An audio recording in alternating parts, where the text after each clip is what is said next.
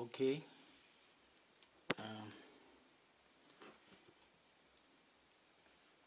Here we have given the question, as you can see, the question of exponent, and the question states that we are required to solve the value of x if we have given the exponential equation, as you can see here.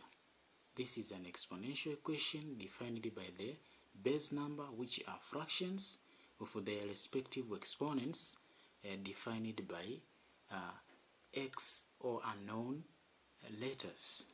So hili ni swali ambalo ni special kwa wanafunzi ambao wana sit for NECTA exam, Tanzanian students. Kama ni mwanafunzi wa level ya form 2, form 3 na form 4, you can be given the question like this. So if you want to solve this question, please let us be together. Ngoja tuangalie ni namna gani tunaweza kutumia njia au tricks ambazo ni very simple to understand on how to solve the question like this in a simpler way. So let us see step by steps. Hatua ya kwanza lazima tufahamu kwamba tumegewa swali ambalo lina power number or exponential number, but those exponential number zimekuwa defined by they have been defined by the fraction. It means that the base number, hizi base numbers zimekuwa defined na fraction. Kwa hatua ya kwanza tutaenda kuangalia ni namna gani tuna uwezo kuzivunja hizi kwanza base number kwa kutumia prime factorization method. This is going to be our first step. Let us see the solution. This is our solution now. Hatua ya kwanza tunaenda kuangalia hizi base number, ambao base number hapa it is 1/16. The denominator is defined by 16. So we are going to break down the denominators by using prime factorization method. Prime factorization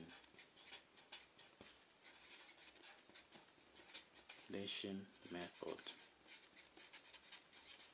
Tunaenda kuzivunja hizi base number.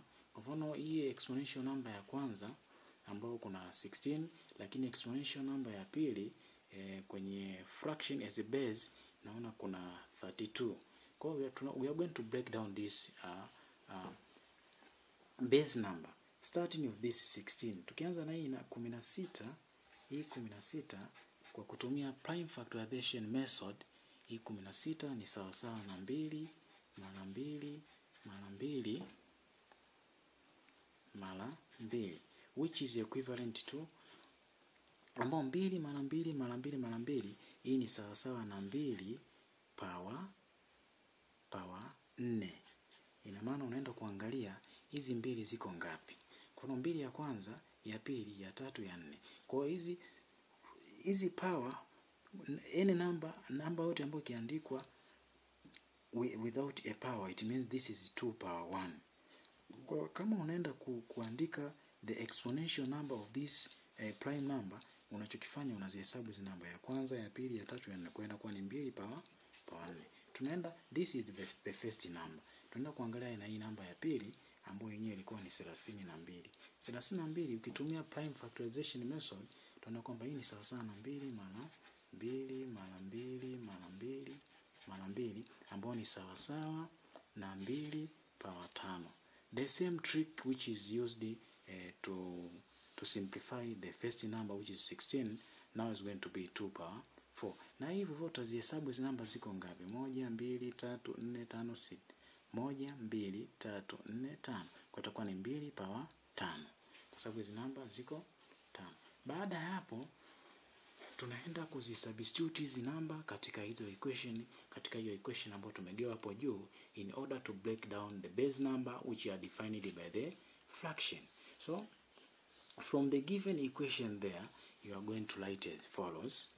This is left hand side of the equation which we are given, it is 1/16. 1/16 raised to power x plus 3. Hii ni 1/16, lakini badala ya kuandika 16 na utaenda kureplace hiyo 16 kwa kuandika 2/4. This is going to be 2/4. Then after that there is another bracket here where there is another base number which is 1/32. 1/32 raised to power -x which is equal to 1. Again here 32 inaenda kuwa replaced. Badala ya kuandika 32 unaenda kureplace kuandika 2/5. Now this one is going to be written as 2/5. Baada ya hapo tunaenda kuangalia ni namna gani tuna uwezo wa kubadilisha hizo exponential number ambazo zimeonekana katika denominator of the base number. But this number, hii 2/4, this 1/2/4, this is equal to, hii sasa na kuandika 2/4. Lakini pia not only this number, hata hii namba ambayo ni 1/2/5 kwa kutumia sheria za exponent, hii ni sawa na 2/5. Na hii ni sheria ya exponent ambayo inasema kwamba if you are given the number, the fractional exponential number, inawezekana ikawa ni 1/x⁴n. Hii tuna uwezo wa kubadilisha hii x⁴n ambayo ilikuwa yenyewe ni exponential number ambayo ipo kwenye denominator, tunaweza kuipandisha juu na kuwa x⁴n. Therefore, as you can see here 1/2/4, hii 2/4 inaweza kapanda juu na kuignore hii 1, kwa maana numerator and denominator now you are going to have only numerator. It means that denominator is going to be converted to be only a numerator. Now denominator ambayo ni 2/4 sasa hivi itakuwa ni 2⁻⁻⁴, na hii 2/5 nayo inakuwa ni 2⁻⁻5 kwa kutumia sheria ya exponent. Baada ya kufikia hatua kama hiyo, basi moja kwa moja tunaenda kuangalia ni namna gani tuna uwezo wa kutumia hizo namba katika ile equation ili tuweze kupata kiurahisi kabisa, the value of x which we are given from the exponential equation. Now 1/2/4 now will be replaced by 2⁻⁻4. Baada ya kuandika 1/2/4, now you are going to write this is going to be 2⁻⁻4. Lakini nje bado kuna exponent x plus 3. Lakini haikuishia hapo, pia kuna bracket nyingine hii hapa. Baada ya kuandika 1/2/5, now this one is going to be replaced by this one. Baada ya kuandika hiyo, sasa hivi tutaandika 2⁻⁻5, but still outside there is an exponent -x which is equal to 1. Kwa tulichokifanya tumetoa hizi namba base number ambazo zimekuwa defined in fraction form na tumereplace kwa kuandika zile namba ambazo hazipo katika fraction kwa kutumia sheria ya exponent. Baada ya hapo tunaenda moja kwa moja tunaangalia ni namna gani tunaweza kutumia sheria za exponent. Kama kutakuwa na exponent inside the bracket alafu nje kuna exponent hizi, kwa sheria ya exponent tuna uwezo wa kuzidisha. The inner exponent can be multiplied by the outsider exponent. Inner exponent can be multiplied by outsider exponent.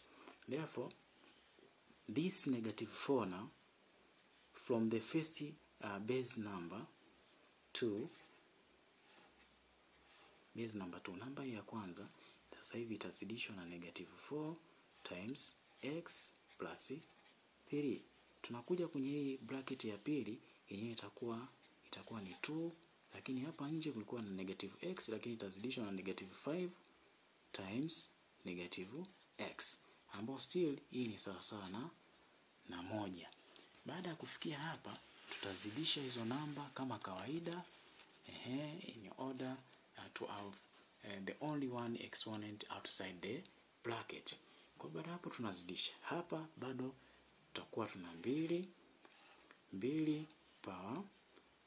Hizi bracket nao sasa tunaenda kuzidisha kwa open the bracket. Tunaanza na x zidisha kwa -4, utapata -4 x, alafu +3 uzidisha kwa -4, maana unaanza na negative zidisha kwa positive, utapata negative. Alafu 4 zidisha kwa 3, utapata 12. Tunakuja kwenye bracket hii hapa ya pili. Nao ndani kuna 2, lakini nje ya bracket kuna -5 zidisha kwa -x. Tunaanza negative zidisha kwa negative, unapata positive. 5 zidisha kwa x itakuwa ni 5x. Kwa hiyo ni positive 5x. Lakini sio lazima kuandika positive. The number without a sign, a positive sign, can be considered as a positive number. Therefore this is 5x, ambayo ni sawasawa na 1. Baada ya hapo sasa tunachoenda kukifanya, tuna compare the base number by using, kwa kutumia sheria ya exponent, kwamba kama umegewa exponential number, the number with the power. Tunaanza na hii ni 2, lakini power yake -4x minus 12. Yani hii 2 iko na power huyu hapa, alafu na hii hapa 2 base number iko na power 5x. Kama hizi exponential number mbili ambao zikifanana zile base number, yani 2 na hapa kuna 2, basi hizi exponent zake tunaruhusiwa kuzijumlisha. So this one now is going to be like this. Instead of having 2 base number, now you are going to write only one base number. The only one base number will be written as 2. It means hapa ziko 2 kwa sababu zinafanana. Kwa hiyo kwa sasa itaandikwa tu moja ambayo ni 2, alafu hizi exponent zake tunaenda kuzijumlisha. Itakuwa -4x minus 12, unakuja unajumlisha 5x. This is 5x from the second exponential number. This is -4x minus 12 from the first exponential number. This is according to the law of multiplication of the exponent. The product law of exponent ndio ambayo imetupelekea tuandike hivi, ambapo hii ni sawa sawa, huku mbele ni sawa sawa na 1. This is due to the, hii inatokana na sheria inayosema kwamba when the two base number, let's say a 2 exponential number, let's say a power n, unazidisha na a power m. Hii ni sasa unaandika hizi base zinafanana, kwa unaandika base moja, alafu hizi exponent zake unakuja unazijumlisha. That's why tumefanya hiki kitu. Baada ya kufika hapo, swali letu linakaribia sehemu nzuri, kwa maana sasa this one 2 -4x plus 5x. What are you going to do here? You are going to write as it is, the -4x minus 12 ujumlishe 5x, ambayo ni sawa sawa na 1. Lakini hii 1 ni sawa sawa na kuandika 2 power 0. Kwa sababu gani? Kwa sababu namba yoyote ambayo itakuwa na power 0, hii ni sawa sawa na 1. This is according to the law of exponent, kwamba namba yote ambayo ina power 0 ni sawa sawa na 1. Kwa hiyo namba yote sisi tutakayochagua hapa, tutachagua 2 power 0 ndio sawa sawa na 1, kwa sababu huko tuna power 2.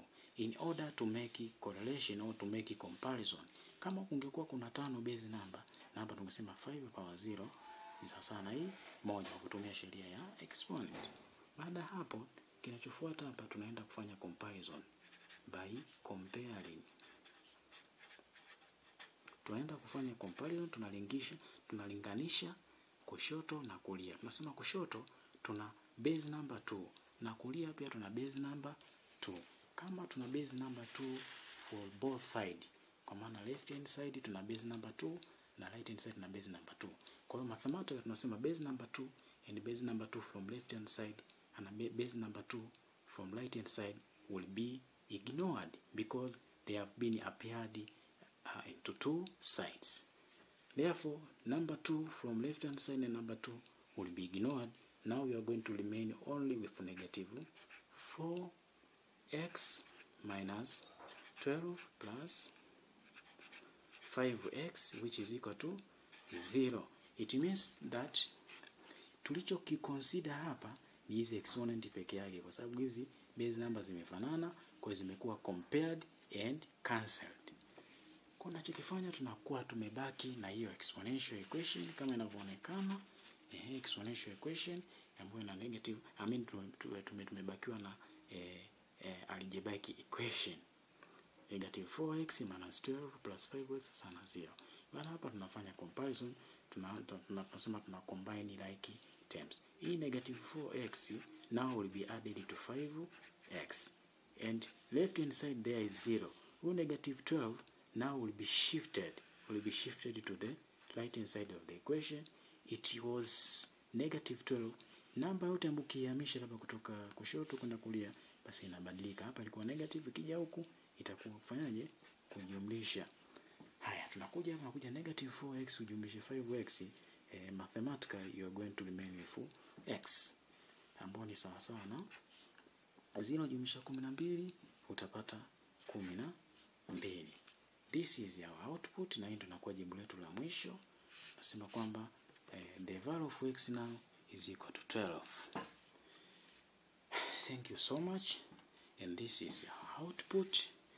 Thank you for watching, but do not forget to subscribe into this channel in order to see more videos that will be uploaded per week. Thank you so much, and please be the familiar of this channel.